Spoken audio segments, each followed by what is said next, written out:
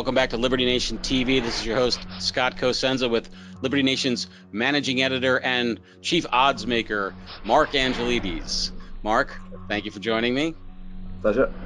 Okay, so we've got a new year. It's 2020. We want an odds maker's report. First up, let's talk about the chances for the frontrunners in the race to be the Democratic candidate nominee for president of these United States. Mark, what's the latest there?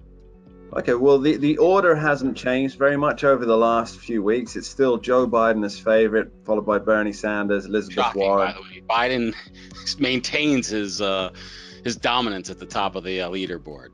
He does. However, it's not looking as firm as it once was. What you're noticing is that you've got people like Buttigieg who are suffering a little bit, that they're losing a little bit of ground that they had before. But Bernie Sanders, with a new lease of life to go with his new pacemaker, allegedly, is actually nipping at his heels on this. So as it comes up to the Super Tuesday, we might see a bit of an upset for Mr. Biden. Who is the candidate that has some big numbers that is most likely to drop out? I guess my question involves, if there's a candidate with substantial numbers who drops out, those supporters will migrate elsewhere, and that will be a boon to somebody. Do you have an eye on who that might be? Yeah, absolutely. Now, assuming it's not Joe Biden that drops out, what's going to happen is Buttigieg, there might be some support there that goes perhaps to Elizabeth Warren, because she's not quite as far left as Bernie Sanders. Maybe a little bit of support to Joe Biden once Buttigieg kicks out of there. But if Warren's also to leave, then much of her support, much of her base will go to Bernie Sanders, which just may kick him into the #1 position for the nomination.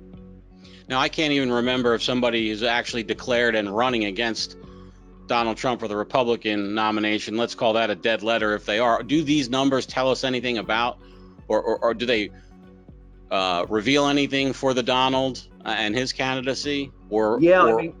Donald Trump has been the favorite to win the White House since he got elected in 2016. That hasn't changed. There's nobody really coming close to him. You've got Donald Trump's on 5 to 6 now, and he flits between evens and 5 to 6 for winning the White House. His closest competitor is Joe Biden on 9 to 2, which is like 4.5 to 1.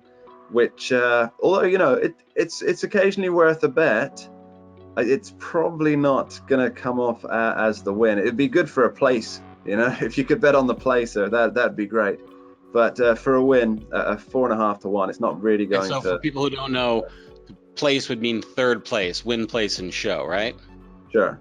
Yeah, second or third. And have you placed any of your own hard-earned pounds behind any of these propositions, Mark? That would be telling. Well, you would have to say. Your journalistic standards require disclosure here in this. If you've placed your own wagers. I rarely, if ever, bet on American politics. Right. Because that's a crazy. No answer. Rarely, if ever, include now. But all right, well, we'll leave it there, and hopefully more in full disclosure in future episodes. Thank you for joining us, Mark. Pleasure. Bye-bye. Hi, folks. Lisa K. Donner here, editor-in-chief of LibertyNation.com. We hope you enjoyed watching this video, maybe even learned a thing or two. If so, please take a moment and subscribe to our YouTube channel right down there in the corner. Thanks so much.